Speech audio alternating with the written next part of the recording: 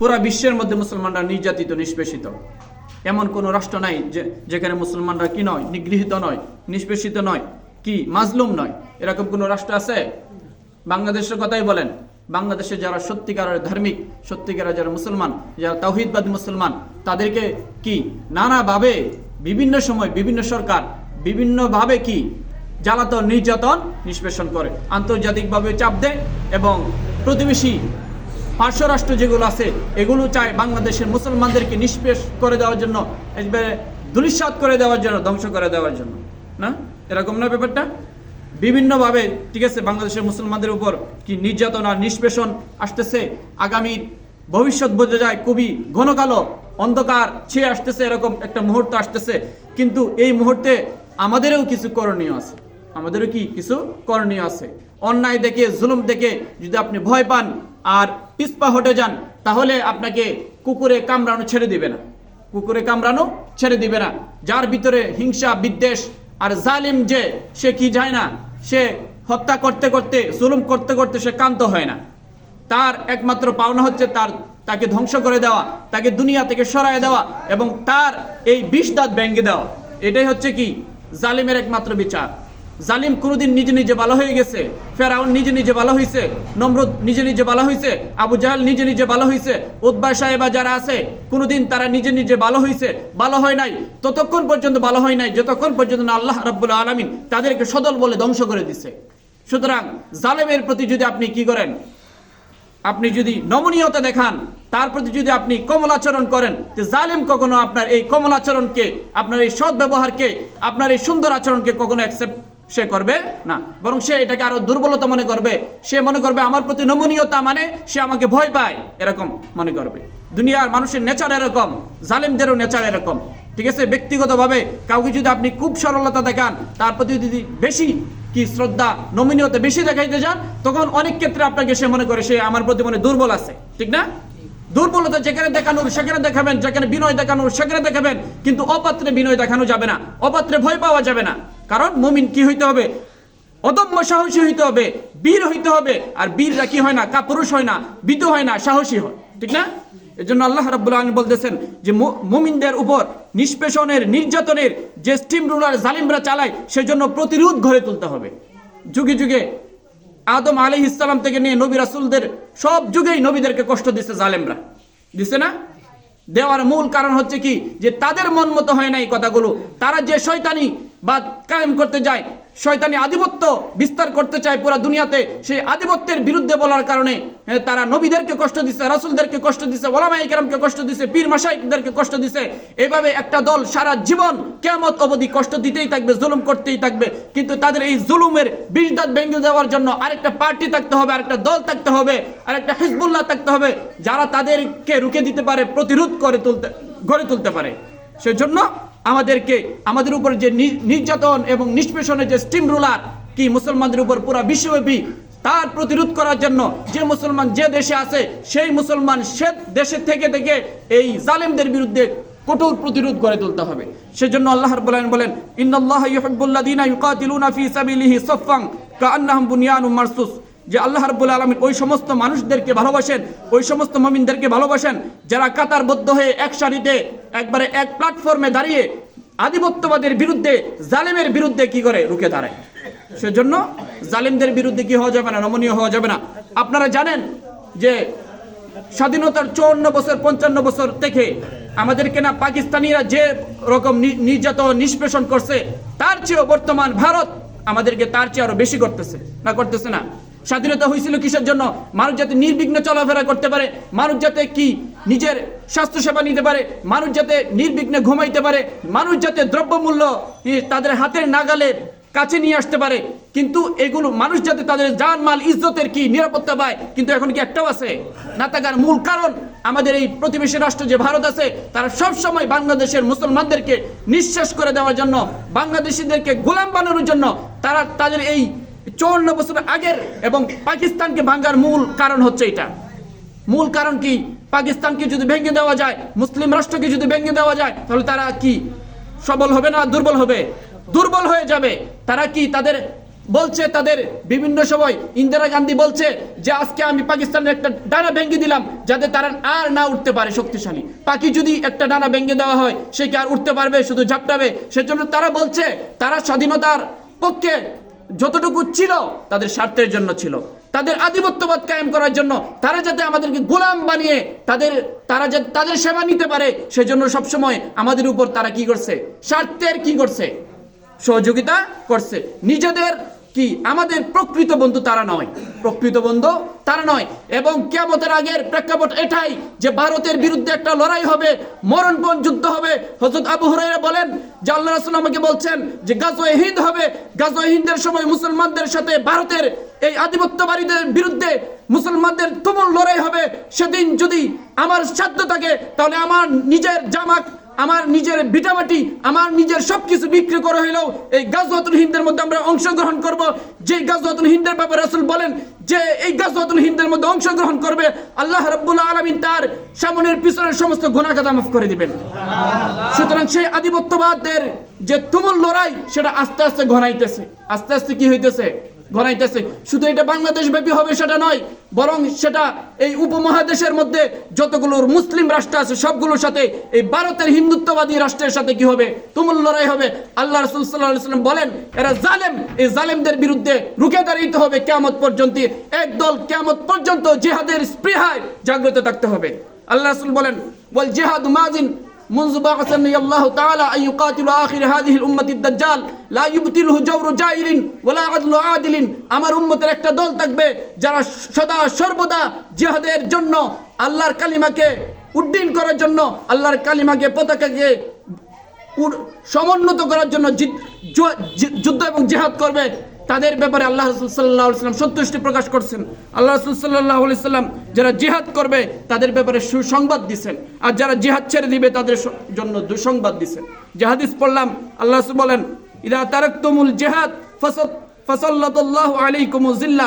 যখন মুমিন মুসলমানরা জিহাদ ছেড়ে দিবে, যখন তারা জঙ্গি ট্যাগের ভয়ে তারা কি হক কথা বলবে না, ন্যায়ের কথা বলবে না, ইনসাফের কথা বলবে না, ভারতের আগ্রাসনের বিরুদ্ধে কথা বলবে না, তখন তাদের উপর জিল্লতি আর অপমান ছেয়ে আসবে।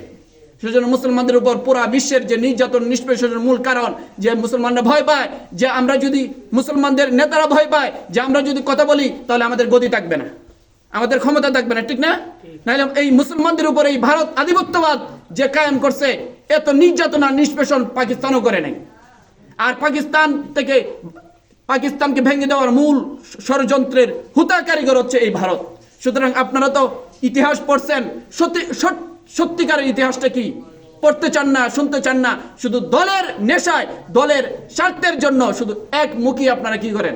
খালি জপতে থাকেন, তসবিহ জপতে থাকেন। সুতরাং এই ভারত আপনারা জানেন জুলাই অভ্যুত্থানের অন্যতম নেতা শরীফ ওসমান হাদি ন্যায়ের পক্ষে কথা বলছে। আমি যতটুকু তাকে জানি, যতটুকু আমরা তাকে চিনি, আমরা তো কাছে গিয়ে দেখি নাই, আপনারাও দেখেন নাই, যতটুকু আমরা মিডিয়াতে পাই, যেরকম স্বাধীনতা সংগ্রামের জন্য বঙ্গবন্ধুর অবদান আমরা অস্বীকার করি না, যেরকম জিয়ার অবদান আমরা অস্বীকার করি না, মাওলানা ভাসানীর কি অবদান আমরা অস্বীকার করি না, অনুরূপ এই জুলাই অভ্যুত্থানের পরে শরীফ ওসমান হাদির অভ্যুত্থান আমরা অস্বীকার করতে পারি না। ঠিক আছে? কারণ তাদের এই সুচ্চার হওয়ার কারণেই, তারা জাগ্রত হওয়ার কারণেই আজকে আমরা কি এই আধিপত্যবাদের কি কবল থেকে আমরা একটু রেহাই পাইছি। না হয় ঠিক আছে যে কোনো দল ক্ষমতায় থাকুক, প্রতিবেশী রাষ্ট্র হিসাবে সবসময় সুসম্পর্ক রাখা তাদের নৈতিক দায়িত্ব এটা। কিন্তু এক দল চলে যাওয়ার পরেই তারা মুর পাল্টাইলো। কারণ কি? কারণ ডাল মে কুচকালা হয়, বরং তারা জানে এই সরকার ছিল পুতুল সরকার, এর দ্বারা আমাদের স্বার্থ হাসিল হয়। সুতরাং এর যদি না থাকে তাহলে বাংলাদেশের আমাদের কি বলবে না। ঠিক আছে? সুতরাং তারা চাইতেছে যে এই তার ফ্যাসিজমের মাধ্যমে তারা তাদের নাচের পুতুলকে দিয়ে তারা যাতে এই বাংলাদেশকে কি করতে পারে? গ্রাস করতে পারে। সুতরাং কোন দলের প্রতি কি হবেন না, অন্ধ হবেন না। অন্ধ না হয়ে বরং ইসলামের পক্ষে, দেশের পক্ষে, যারা দেশপ্রেমিক তাদের পক্ষে থাকতে হবে। আমরা বঙ্গবন্ধুকে ভালোবাসার মূল কারণ কি? কারণ সে দেশের জন্য কথা বলছে। জিয়াকে ভালোবাসি মূল কারণ কি? দেশের জন্য কি কথা বলছে। আজকে যদি দেশ না থাকে তাহলে আপনি ওয়াজ মাহফিল করবেন কোথায় আর নামাজ পড়বেন কোথায়?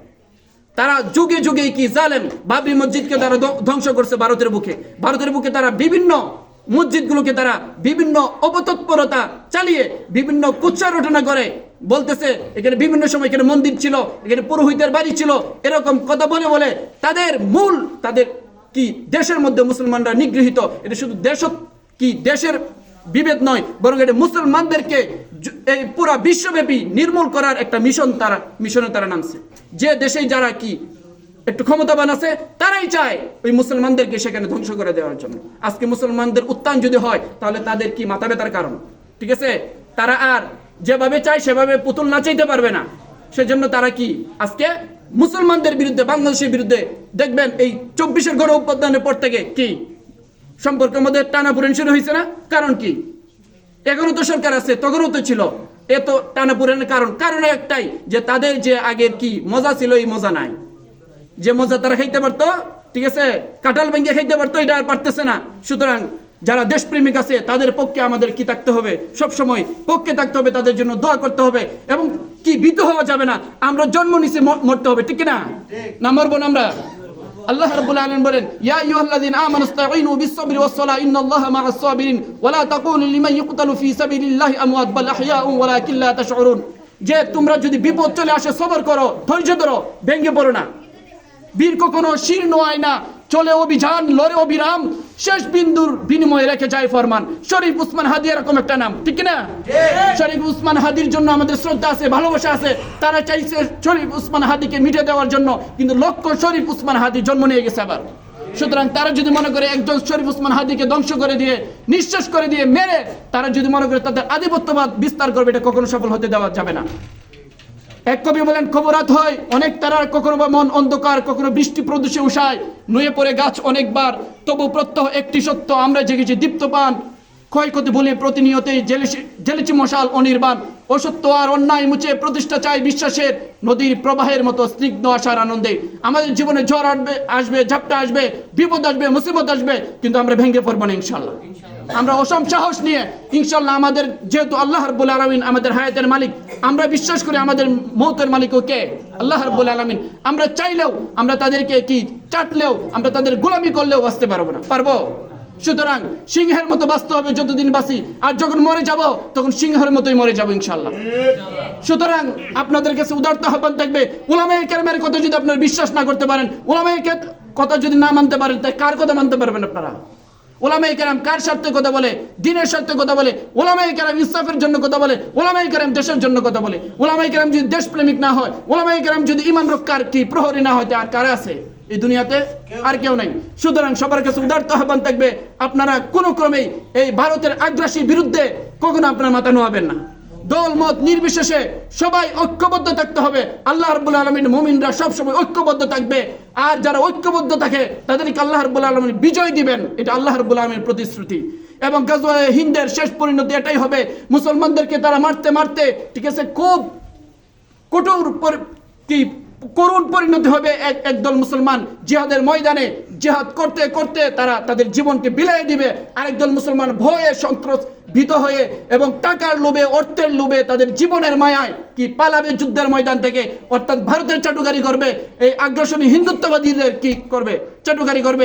আরেক দল মর্দে মুজাহিদ, যারা তাদের ঈমানকে রক্ষার জন্য, তারা তাদের দেশকে রক্ষার জন্য তারা মরণপ্রণ যুদ্ধ চালিয়ে যাবে, এবং সেই দিন আল্লাহ রাব্বুল আলামিন এই অল্প সংখ্যক মুসলমানদের হাতেই বিজয় দান করবে। সুতরাং এই খুশখবরি, মুসলমান যদি মরেও যায় তাহলে কি শহীদ, শাহাদাতের তামান্না, এটাই সবচেয়ে বড় তামান্না। আল্লামা সাঈদ রহমতুল্লাহ বলতেন, ওলামায়ে কেরাম বলেন, আল্লাহ রাসূল বলেন যে শাহাদাতের মৃত্যু, এই যারা ওলামায়ে কেরাম বলেন তারা কি নিজের মন থেকে বলেন না? এটা আল্লাহর কথা, কোরআনের কথা, হাদিসের কথা, যে শাহাদাতের মৃত্যু সেটা হচ্ছে সবচেয়ে বড় কি সৌভাগ্যের মৃত্যু। সুতরাং আমরা যদি মরে যাই, স্বাভাবিক মরবো। সুতরাং জালেমের অস্ত্রের আঘাতে যদি মরে যায় তো ভয় টয় পাই না ইনশাল্লাহ, ঠিক আছে? আমাদের মা আছে, বাবা আছে, স্বাভাবিক দুনিয়ার জীবনের জন্য মায়া হয়, কষ্ট হয়, কিন্তু দিনের স্বার্থে, দেশের স্বার্থে ইনশাল্লাহ আমরা সব মায়াকে জলাঞ্জলি দিতে, কুরবান দিতে ইনশাল্লাহ প্রস্তুত আছি। সুতরাং সবার কাছে উদারতা আহ্বান থাকবে। আমাদের ভাই কলজা ফেটে যায়, তার কথা শুনলে অবাক হইতে হয়। যারা একমাত্র দলান্ধ হয় নাই তারাই বলতে পারবে যে শরীফ উসমান হাদি কতটুকু মর্দে মুজাহিদ ছিল, কতটুকু দেশপ্রেমিক ছিল, কতটুকু আল্লাহ ভীতি ছিল, কতটুকু তৌহিদবাদী ছিল। সুতরাং আপনি যদি তাকে গালি দেন, তাহলে আপনি কাজী নজরুল ইসলামকে কি গালি দেবেন? কাজী নজরুল ইসলামকে কি বলবেন? তার তৌহিদবাদী কথাগুলো আপনারা পড়বেন, তৌহিদের কবিতাগুলো আপনারা পড়বেন, মনে করবেন যে এক একটা উসমান হাদি সে কি কাজী নজরুল ইসলাম, এক একটা উমর এক একটা উমর হচ্ছে কি কাজী নজরুল ইসলাম। সুতরাং এই কাজী নজরুল ইসলামের চেতনায়, ঠিক আছে, উসমান হাদিদের চেতনায়, যারা দেশের জন্য রক্ত দিয়ে গেছে তাদের চেতনায় আমরা আমাদের দেশের জন্য, ইমানের জন্য ইনশাল্লাহ লড়তে মরতে প্রস্তুত আছি ইনশাল্লাহ। সুতরাং সবার কাছে উদারতা আহ্বান থাকবে, কোনো ভয় পাবেন না। আমি এতদিন নমনীয়ভাবে অনেক কথা বলছি, ইনশাল্লাহ এখন থেকে বলবো এই আধিপত্যবাদের বিরুদ্ধে ইনশাল্লাহ আমরা সোচ্চার হয়েছি। নিজের জান যাবে যাক, নিজের মাল যাবে যাক, নিজের চাকরি যাবে যাক, ইনশাল্লাহ এখন থেকে আর এদের সাথে কোনো আপোষ চলবে না। 24-এ অনেক আপোষ করা হয়েছে, তাদেরকে অনেক ছাড় দেওয়া হয়েছে।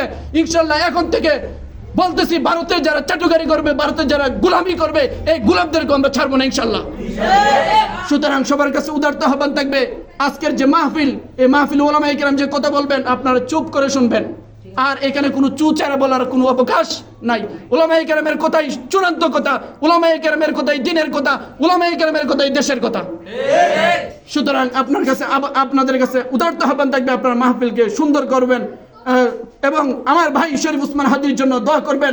যদি সম্ভব হয় কালকে মানিক মে এভিনিউতে কি জানাজা হবে, এই মর্দে মুজাহিদের জানাজায় শরীক হবেন ইনশাল্লাহ। আজকে ঘোষণা দিয়ে দিলাম, কোনো বাপকা বেটা থাকলে আমাদেরকে রুখে দেখাবেন ইনশাল্লাহ।